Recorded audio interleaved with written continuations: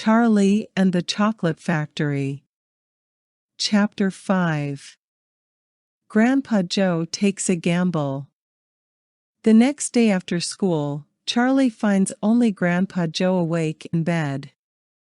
Grandpa Joe takes advantage of the private moment to sneak an ancient leather wallet out from under his pillow.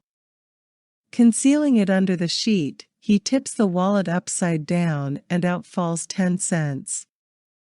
Grandpa Joe tells Charlie that the others do not know about the money and that Charlie should use it for one final try at finding the golden ticket. Charlie asks Grandpa Joe if he is sure he wants to spend his money on a Wonka chocolate bar. Grandpa Joe assures Charlie that he is just as excited about finding the ticket as Charlie is. Charlie takes the money and runs to the store to purchase a chocolate bar. He returns immediately and the two prepare to unwrap the chocolate together. After asking if Charlie is ready, Grandpa Joe tells Charlie to tear off the first bit. Charlie responds that his grandpa paid for the bar, so he should be the one to unwrap it. While giggling, Grandpa Joe tells Charlie that they have no chance of finding the ticket. Charlie knows and giggles as well. Then Grandpa Joe tells Charlie that there is a tiny chance that the ticket is there. Charlie says he knows and tells his grandpa to open the bar. He instructs Grandpa Joe to start from the far corner and tear a little, then he urges him to tear open the whole thing. Grandpa Joe tries to get Charlie to help, but he refuses.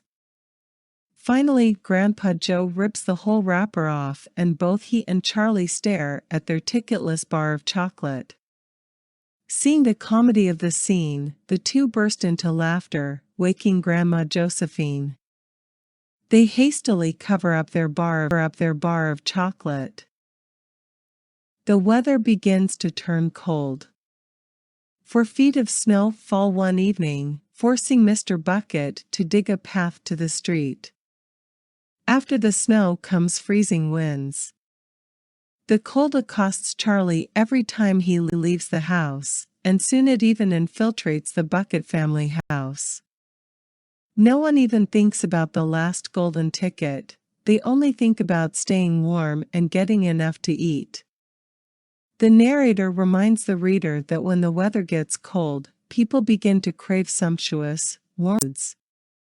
But Charlie gets nothing of the sort. As he eats his 3 cabbage meals a day, he grows even hungrier. The toothpaste factory where Mr. Bucket works shuts down and he becomes unemployed. He makes some money shoveling snow, but it is not enough to feed the family. Charlie suffers even more on his daily journey past the chocolate factory. Noting Charlie's frailty, Grandpa Joe declares that Charlie must have more food even if it means that the grandparents starve. Grandma Josephine explains that Charlie refuses to take food from anyone in the family. Grandpa George points out that Charlie deserves better. The weather gets worse, and so does Charlie.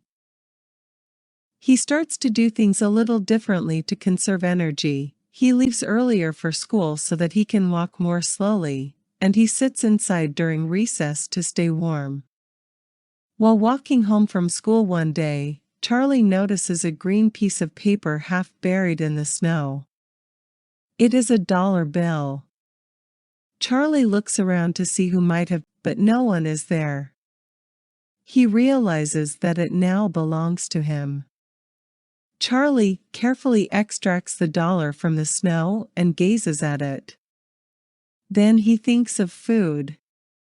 He begins immediately walking to the nearest store, a newspaper and candy shop. With a plan, he will buy 1 candy bar and give the rest of the money to his mother.